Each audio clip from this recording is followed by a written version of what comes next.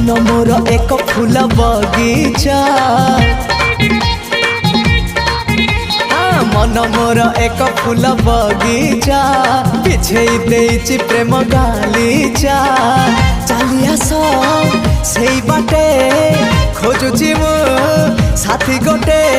सुंदरी सुनयना ना ना झुमता ना ना ना आस सुनयना झुमता ना ना ना आस सुनयना झुमता ना ना ना ना आस सुनयना झुमता ना ना ना आस सुनयना।